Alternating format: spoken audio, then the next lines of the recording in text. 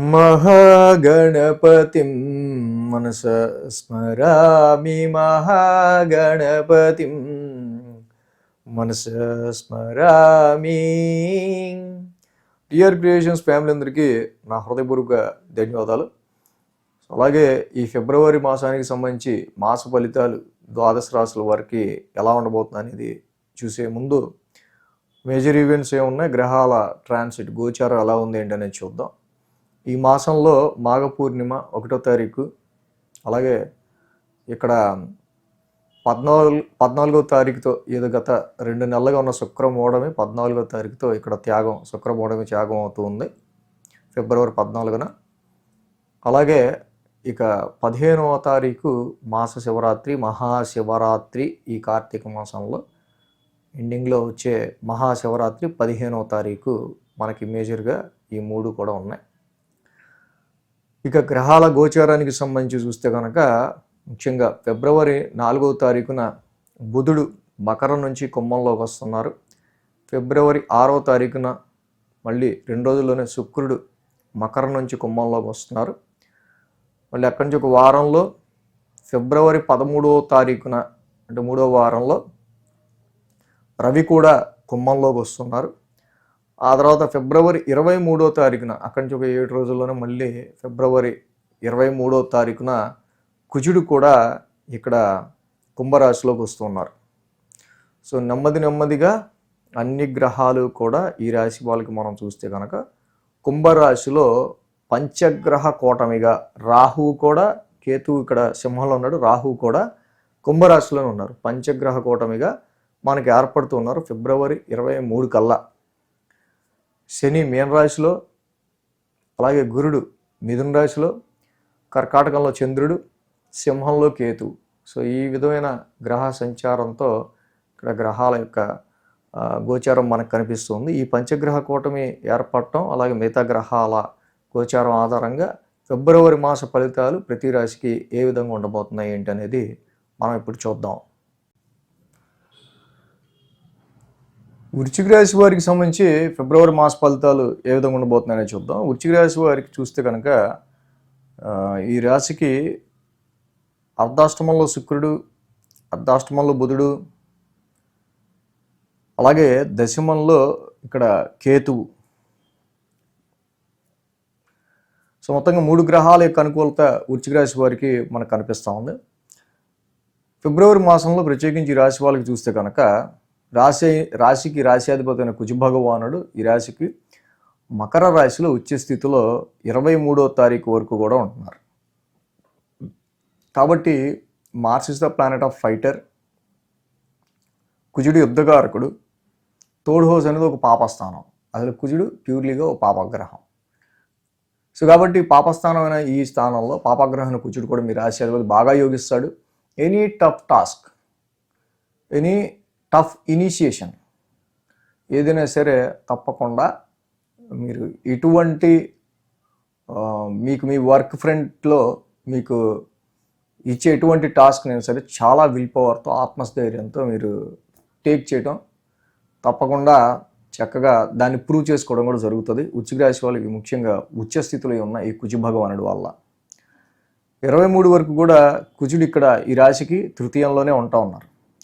అంటే ఫిబ్రవరి 3 వారాలు మొత్తం కుజుడు తృతీయ స్థానంలో ఉండటం వల్ల ఫస్ట్ 3 వారాలు కూడా చక్కగా చాలా వరకు ఎనీ జటిలమైన పనులైనా సరే మీరు కంప్లీట్ చేసే శక్తి మీకు ఉంటుంది. అలాగే ఫిబ్రవరి 4వ తారీఖు, 6వ తారీఖు మొదటి వారంలోనే శుక్రుడు, బుధుడు ఇలా నెమ్మదిగా వీళ్ళకి చతుర్థ స్థానంలోకి వస్తున్నారు. అది కుంభరాశి మిత్రక్షేత్రం. చక్కగా శుక్రుడికి అయితే మాత్రం చాలా మిత్రక్షేత్రం, బుధుడు కూడా మిత్రక్షేత్రమే. అర్ధాష్టమంలో శుక్రుడు బుధుడి యొక్క సంచారం బాగా యోగిస్తుంది.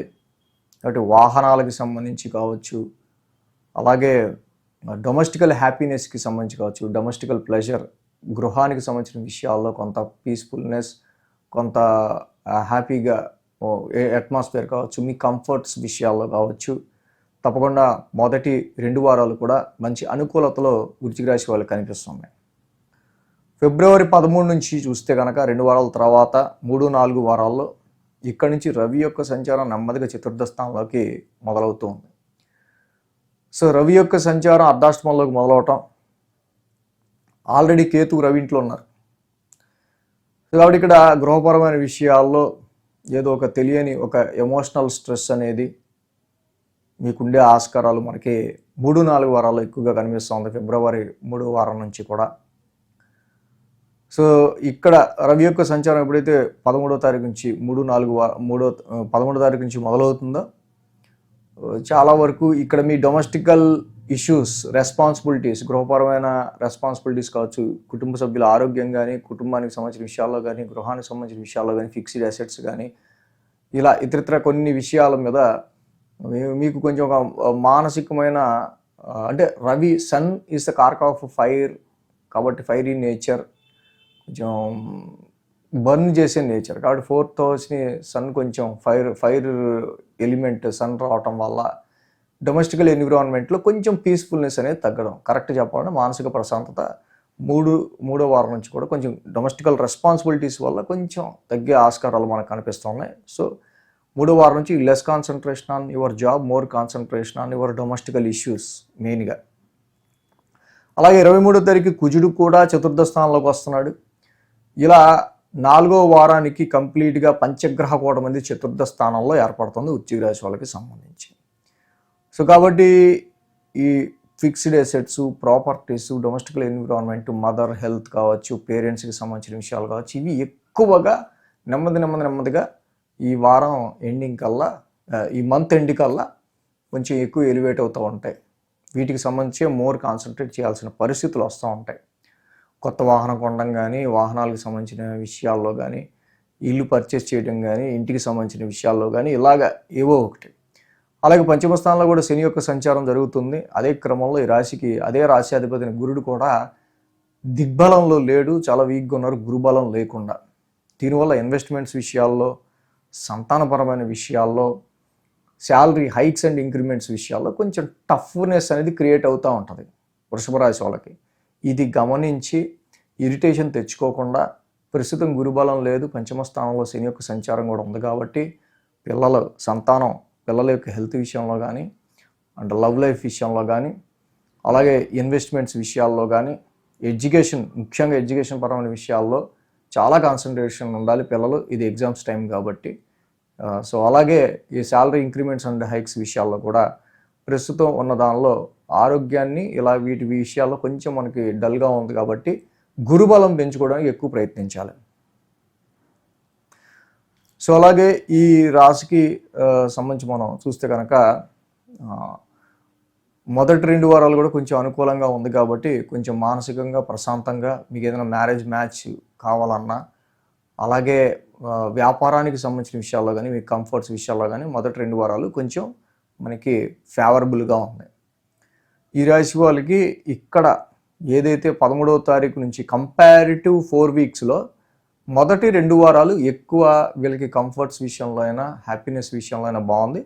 3-4 వారాలు కొంచెం మనకి డల్గా ఉంటుంది. సో కాబట్టి ఏదైతే రవి యొక్క సంచారం చతుర్థంలో, కుజుడి యొక్క సంచారం చతుర్థంలో స్టార్ట్ అవుతుందో అక్కడి నుంచి మీకు కొంచెం డొమెస్టికల్ ఫ్రస్ట్రేషన్ అనేది, అగ్రెషన్ అనేది ఉంటూ ఉంటుంది. అంటే ఏ గ్రహం ఎప్పుడు వస్తుంది, దానికి సంబంధించి ఏం చేస్తే బాగుంటుంది అనేది మరి ఒక్కొక్క గ్రహం ఒక్కొక్క వారం ఎంటర్ అవుతూ ఉంది కాబట్టి పంచగ్రహ కూటమిగా పర్టికులర్గా ఆ వారం ఏ గ్రహానికి చేస్తే బాగుంటుంది అనేది మన వీక్లీలో బాగా తెలుస్తుంది.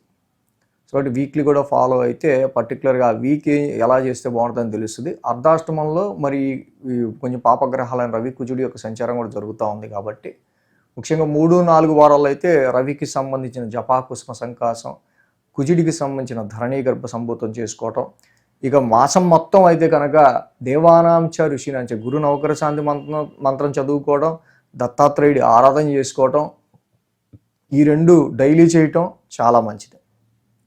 మరి అష్టమంలో ఉన్న గురుడి వల్ల ఏ టైంలో మనకి ఈ డిఫికల్టీస్ సంతానపరంగా ఇందాక మనం చెప్పుకున్న విషయాల్లో కొంచెం మనకి లో లెవెల్ సిగ్నల్స్ ఉండొచ్చు. సో అది ఏ వారంలో, ఏ వీక్లో, ఏ డేస్లో ఎక్కువ ఉండొచ్చు. ఇవన్నీ మనకి వీక్లీ ఫాలో అయితే ఇంకా బాగా తెలుస్తుంది. కాబట్టి వీక్లీ కూడా ఫాలో అయితే ఇంకా మనకు క్షుణ్ణంగా మంచి ఐడియా ఉంటుంది అన్నమాట. అలాగే ఉద్యోగ పరిస్థితులకి సంబంధించిన విషయాల్లో మాత్రం చాలా వరకు మీకు కొంచెం అంటే ఇటు ఇంటి త్రూ వస్తున్న రెస్పాన్సిబిలిటీస్ రీత్యా వస్తున్న కొన్ని సిచ్యువేషన్ ఫేస్ చేసుకుంటా ఉద్యోగం చేయాల్సి వస్తూ ఉంటుంది. కాబట్టి వర్క్ లైఫ్ని బ్యాలెన్స్ చేసుకోవటం చాలా టఫ్ టాస్క్గా 3-4 వారాల్లో ఉంటుంది. కాబట్టి ఆస్ట్రాలజీలో ఎప్పుడు ఏ టైం ఎలా ఉంటుందో తెలుసుకుని ఆ టైం అలాగా దాన్ని బ్యాలెన్స్ చేసుకోవాలి అని ముందు తెలుసుకుని చక్కగా ముందుకు వెళ్ళడమే ఆస్ట్రాలజీ. కాబట్టి సో మెయిన్గా ఈ 3-4 వారాల్లో వచ్చే ఈ యొక్క డొమెస్టికల్ స్ట్రెస్ని కొంచెం తగ్గించుకుంటా అటు ఉద్యోగంలో మరి ఇటు అంటే ఫస్ట్ ఏదైనా సరే ఇంట్లో ఏదన్నా ఉంటే దాని ఎఫెక్ట్ జాబ్లో డెఫినెట్గా కనిపిస్తుంది కదా. సో కాబట్టి దాన్ని ఎలా బ్యాలెన్స్ చేసుకోవాలి ఏంటి అనేది ఆలోచించుకుంటూ దేని మీద ఎఫెక్ట్ పడకుండా ముందుకు వెళ్ళడానికి ట్రై చేయండి.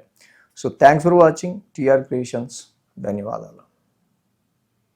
ఈ వీడియో కనుక మీకు నచ్చినట్లయితే లైక్ చేయండి, షేర్ చేయండి. మరిన్ని అప్డేట్స్ కోసం సబ్స్క్రైబ్ చేయడం మాత్రం మర్చిపోకండి.